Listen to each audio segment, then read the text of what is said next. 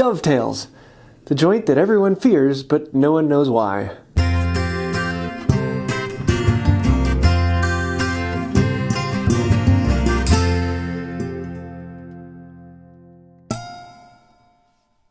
Hey y'all, I'm James Wright and welcome to my shop. Today we're going to be talking about dovetails. This is the drawer that will be going inside of the side table that I am building, and I'm having a lot of fun with this great little project. It is a fantastic project for a beginner because there's so many different joints. There's Morris and tenon, there's tongue and groove, there's dovetails, there's making a top, there's legs, there's joints. There's just about everything you're going to need to know in furniture building in one simple small project. And if you can do this project, you can do anything out there. So today I want to talk about actually making this drawer. So we're going to cut all these pieces down, fit them into the slot, and then do some dovetail work on them. It's really not that difficult of a job if you break it down into its steps and kind of think through the process. So if you want to follow along with this build, I will be having plans. I don't have them out quite yet. If I do, you'll see them in the description down below. So feel free to go take a look at that if I have them out by the time you're watching this video. Not quite sure. So let's dive into this project and do some dovetail work. So the first step in making the drawer is actually making the front. And I want to make this board fit this opening precisely so that when it slides in there, it just goes in there. I want to leave a little bit of gap top to bottom so that it has some expansion and contraction as over the year, especially right now as it's the driest point of the year. So this board is as small as it's going to get. So later on in the year, it will expand. So I want to leave a little bit of a gap up here at the top. So what I need to do is I need to cut out this board, and I'm going to cut a straight line along the bottom, and then I'm going to cut a side at 90 degrees. And I'll make sure that that side and that side are precisely 90 degrees, and then 90 degrees to the front. And I know those two are perfect. Then what I can do is I can bring that board over here and I can set it on the ledge and mark off what this precise size is on the board. So I'm going to show you that. For the first thing I'm going to do, I'm going to rip this down, cut this to the side, and then I'm going to bring it back and show you that. I'm not going to show you ripping this out because it's just like any other board. I'm going to rip it, I'm going to put it in the vise and plane this side flat, and then I'm going to bring over a square, draw a line on here, cut it to length, and that will square off two sides of this board. Okay, so I have the drawer front here, and I cut off the bottom and then planed that smooth 90 degrees to the front, and now that became my ultimate reference side. Then I have this side that I cut off at 90 degrees to this side, smoothed it down on the shooting board. So now I know that this side is good and this side is good, and this is the front of the board.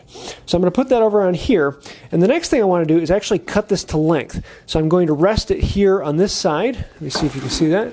So I'm going to rest it on this side here, and I'm going to put it as close to that edge as I can. Now because this is sticking out a little bit longer, it's going to end up being a little bit longer than it needs, but that's okay. So what I want to do is make a mark all the way up this side, and I'm going to be keeping this board tight against this leg. Now you also notice I have a clamp on here holding this together so that this opening will be as small as it can possibly be.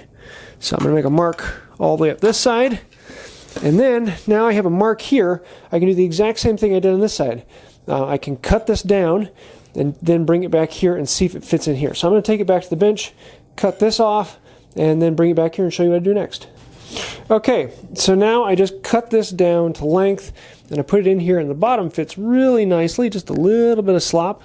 That's perfectly fine to have like about 30-second of slop or so. And the top here is actually a little bit tight, and if I really look at it, I have a little bit of slop over here, and I'm hitting over here. And that made me wonder, wait a second, I forgot something. I forgot to check to see if this is actually square. So when I grab my square and I bring it in here, I find out, that's not square. And that's not square. And they're about out of square about the same amount. So that means I need to bring in a clamp and square these up a little bit. That's something I'm going to have to address when we actually get close to assembling this. Okay, so I put in this brace to put a little bit of diagonal power in there. And what this allows me to do is fit the drawer in here, and it fits really nicely here. I have a little bit of slop side to side, and I want that little bit of slop side to side. That way I know I can work with it, and I want it to not be perfectly tight in the hole. I want it to just be a loose fit, so I know it's not going to be moving around, but I want it loose enough so it slides in and out easily. I'm not looking for a piston pressure fit drawer. The other thing I want to do is put it in here and check it against these drawer slides, and once we squeeze up those back legs, I've got a nice fit all the way back to front. So now the next thing I need to do is figure out how tall to make this drawer. The nice thing about this is I can put it in here. I can grab my marking knife and I can do the exact same thing I did before and just mark how tall it needs to be all the way along here. And now I've got a line running all the way along here that I know how high to cut this drawer slot. So I'm going to go and cut this out, bring it back in here and test the fit and see what we need to address. So I just recently cut off this fourth side, and because this is really figured, I'm getting a lot of tear out with my normal bench plane. So I'm actually going to come in here with my smoothing plane, and I have this set up really tight. So it's a thin, smooth shaving. The mouth is closed, the chip breaker is tight. Everything is set up for figured woods, and I can get a really nice clean cut on top of this and take that right on down to that line. So now we have all 4 dimensions cut. We can set it in here and test it again. And I have a little bit of slop up and down, which I want that. I want about a 1/16 of an inch up and down. That allows the wood to expand and contract. Now, if I were doing this in the very heat of the summer, and like August or so, when it's really hot and moist here, then I might actually want to make this fairly close to tight. But right now, it is about the driest point of the year, for at least around here. So I know that this board is as small as it's going to be. So I want to leave a little bit of a gap here so that there's a little bit of movement up and down. So now we have the drawer front done. And I need to make a drawer back. Now the nice thing is the back and the front just need to be precisely the same size. So I can use this as a template and just trace out on the board and cut it to that exact size. Make sure that they're finger fit in the right size. But before I do that, I want to go on and make a drawer side. Now what I want for the drawer sides is, number one, I want them to be this width. So whatever this width ends up being, I'm going to set the marking gauge and mark a line on that and cut it to it. So just like I made for the sides, I'm going to plane down both sides, get these as reference sides to the face, and then I'm going to use a marking gauge and mark in the distance of whatever this is. That distance in, then I'm going to cut them with a saw, and I'll be left with boards that are too long but are the right height. So I'm not going to be covering that in detail because I already did that for the stretchers. And this video itself is already going to be a little long, so I want to try and get some more information in here.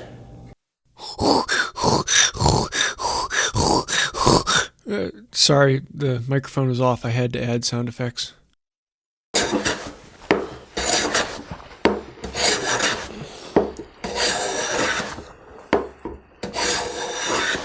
So now I have the drawer slides the same thickness as the drawer face. But I do want to make sure still that they will slide in, because sometimes the drawer might be higher at one end than the other. So I'm going to test them in place. In this case, I'm a little bit tight. I can tell as I'm pushing in, it's pushing this tenon up. So what I want to do is take off material on this until I can slide it all the way back in and still have that same amount of wiggle room up and down in here. So I'm going to take it back, plane this down, and show you what the fit should look like. So now I've got a good fit all the way back and forth. It will slide all the way back in, and then I have a little bit of slop in here where it'll fit top to bottom. So I don't need to worry about that anything. Now the thing I need to do is figure out how long this needs to be. Before I can do that, I need to clamp up this front tenon because I don't have any drawbores in there yet clamping it down. So we're going to clamp this up, and this way I know that this distance is as small as it can be. So now I can slide this all the way back in and be confident about how long it needs to be. But before I do any cutting on this, I need to trim up one end nice and square. So I'm going to take it over the shooting board, square up this end, slide it in there, and then I can mark exactly how long it needs to be and cut that end square. So now I've squared up this end, and I want to slide this in all the way to the back. And then I'm going to make a tick mark at the front here where it extends out past the front of this stretcher. That way the back of this wall ends up being the stop for the drawer. And now I have a mark on here that I can put a square on and cut this to length. Now that this piece is in here, I want to actually label this, and I'm going to label the inside of the box. I always put the tape on the inside of the box. That's just my way of doing it. All the other markings are towards the front, and anything in a drawer, all the labelings are on the inside of the box. And I'll label this as the right side of this drawer.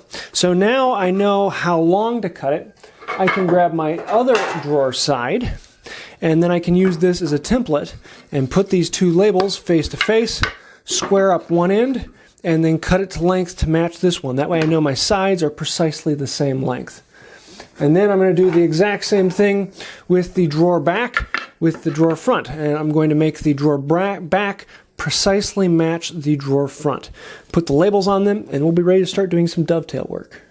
Okay, the next thing I need to do is cut a 1/4 by 1/4 by 1/4 groove in this board. Now I could use my Stanley 55. I could, just like we made that rabbit, I could cut a saw mark down one side of the groove and a saw mark down the other side of the groove, then come with a chisel and clean out all the waste. Or I could just go and make a grooving plane out of a piece of firewood. And I made this a long time ago. It was one of the first tools I ever made. It's out of an old chisel, open face, and it works fantastically. It's one that I've used quite a bit, and I get these nice curls up there just with an old chisel and a piece of firewood. I'll leave a link to that video. Now I have to warn you, this was back before I got serious about making videos, and it's a bad video, but it's got a lot of good information in it. So if this is something you'd like to learn to make, it's not that difficult, and you can make a grooving plane that'll make a 1/4 by 1/4 groove out of a piece of firewood and an old chisel. But talking about the project, we need to have a groove running around the bottom of the drawer, a 1/4 inch up, a 1/4 inch deep, and a 1/4 inch tall, running on the inside bottom of all 4 of these boards. So I'm going to cut a groove in all of them. This will allow the drawer bottom to fit in. Some people on the back like to take the groove off and cut off the board at the top of this groove. There's reason for that with expansion contraction, especially if you have a large drawer. But with a smaller drawer like this, that really is not a huge issue. The expansion and contraction won't be that much. So I'm going to go ahead and cut the groove in all 4 of these pieces, and then come back to you and show you how we dovetail these together.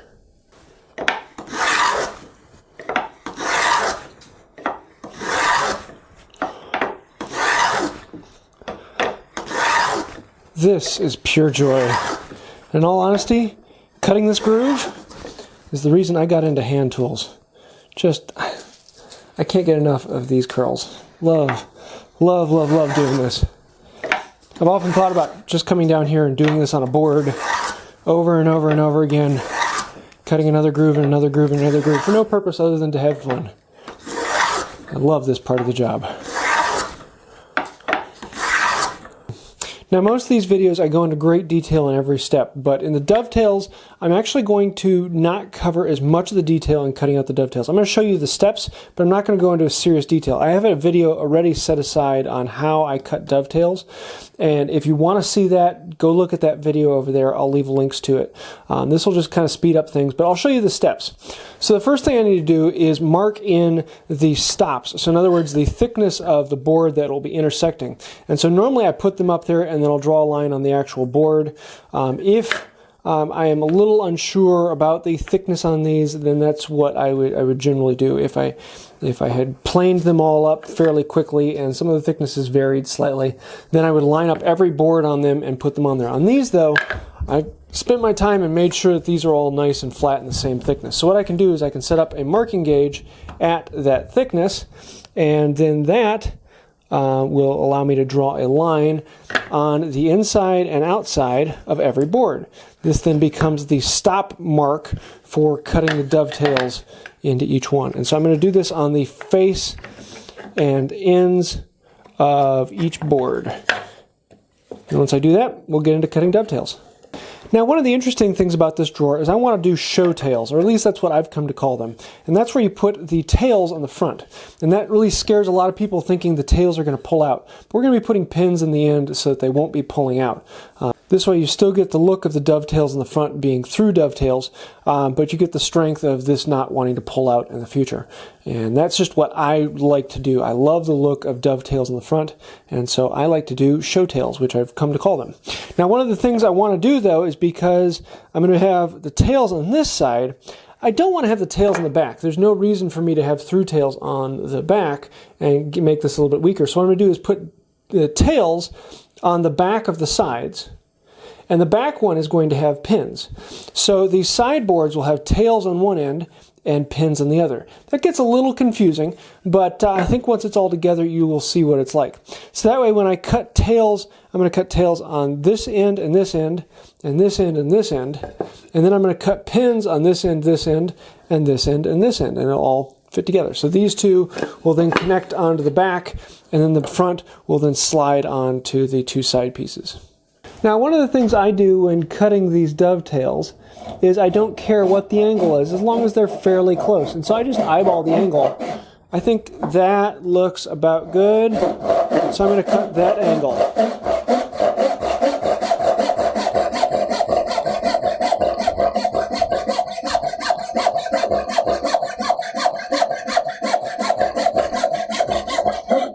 I'm going to cut down to that stop mark. Just like that. And so as long as you are cutting the tails first, then you cut whatever angle you want. If you're cutting the pins first, then you cut whatever angle you want there. And then whatever the angle ends up being, you transfer that to the other board and they'll match. So it really doesn't matter what they are as long as your starting cut is 90 degrees to the face. You want this to be a nice straight line. And so I will draw a line across that I follow this way, but my angle of the saw this way, I don't care at all. I just think, you know, that looks good right there. Let's cut that. Now, I personally prefer to gang cut all my tails. So I stack them up like this and then hold them in place with a holdfast. Let the kids pound on the floor above me.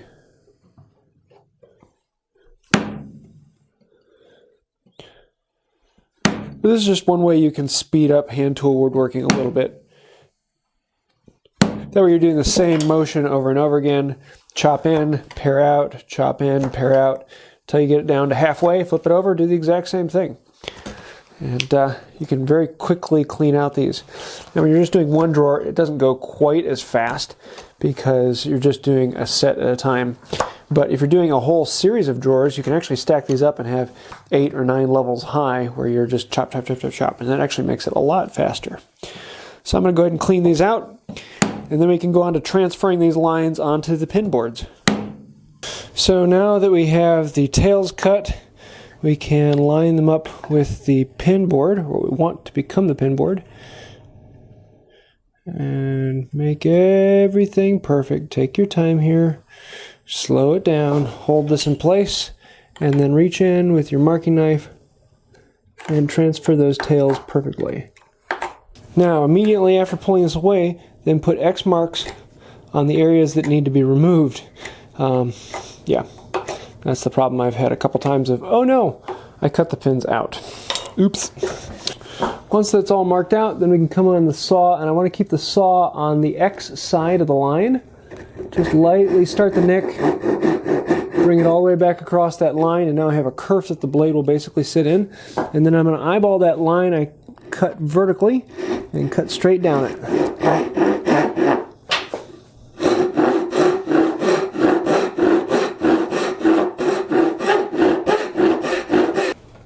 Once I've cut down on either one, I'll rotate 90 degrees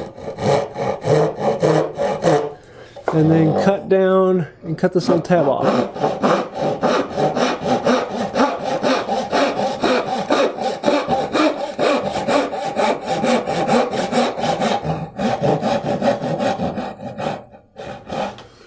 There's almost always a little bit of junk in that corner.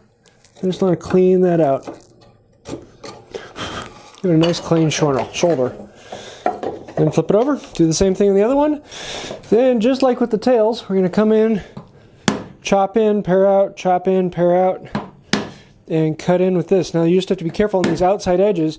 You're going to have to lean the chisel to match that angle going down. Then I go down about halfway on one side, then flip it over, go halfway on the other side. And a lot of people really want, you know, dovetail chisels that are at an angle so they can get back into that corner. You don't need those. A bench chisel does just fine, and you can get it in and out. Digging up the corner just a little bit is not a huge issue. You'll be able to fill that out when you assemble this. Okay, so I've just cut out the pins and I have the tails here. And unless your name is Frank Klaus, on the initial cutout, they're not going to fit, or if you get really lucky. In this case, I am really darn tight. And I want these to be tight. I want them to be tighter than normal. I want to see where I'm rubbing. So I'm not putting much on there. And I can see I'm rubbing here and back in here. This pin looks pretty good. This pin needs some work. So I'm going to take this off, and then I can also look at this and see where have I rubbed down surface here. Is there any spot that really needs some work? And this one needs a good bit of work. So I'm going to come in here and clean these out. I like to pare down the pins just because I'm working on them, so why not continue to work on them? But some people like to clean out the tails, or some people like to do both. Your choice. So after doing that little bit of cleanup on this side and this side of that pin, we can, yeah, see, that's the fit I'm wanting. Right there. Really nice and tight, clean. That one's pretty. I like that. So just keep doing them all the way around, and then you'll have a drawer that fits pretty well. Now for the final work, the one problem is that this has a possibility of sliding off the pins in the future. So what I want to do is put a dowel through the tail and into the pin board. That will stop this from falling off. But I'm not going to do that until it's time for the final fit up and I get the drawer bottom in. So now you can kind of get an idea of how the front will then connect on to the sides. So these have to slide into there. So first thing you do is you connect them onto the back. Those slide on there, and then this whole unit then slides onto this. I've intentionally left these very, very, very tight so that this whole thing, well, it will hold itself together without pins, but with the pins, this will never come apart and be just as strong, if not stronger than glue, especially over the life of it. So I'm really looking forward to putting this together, but now we need to make the bottom. So there you have it. I hope you've enjoyed this. Making some dovetails, doing a fairly quick job about making a little box. Next time we will be talking about making the bottom, the grooves, and fitting that all in, and actually making a drawer. And right now this thing is as solid as can be, and there's no glue holding it together. Nice tight fit dovetails do a fantastic job, and they're just, it's a fantastic little joint. It's simple, it's easy, anyone can do it, and once you understand the process, it is not as intimidating as dovetails seem to everyone else. So I hope you like this. If you would like to follow along with the build, I will be having plans available soon. If I have them out by now, there'll be a link down in the description below. But that's about it for this time. I do want to say thank you to the patrons on Patreon. You guys are the reason why I can keep putting out long, detailed videos like this and going into all of the intricacies and the steps needed to build a project like this. Thank you for that. If you'd like to find out more about Patreon and help out with that, you can do so right down there. Or you can subscribe over here and see some behind-the-scenes videos over here. But that's about it for today. And until next time, have a wonderful day.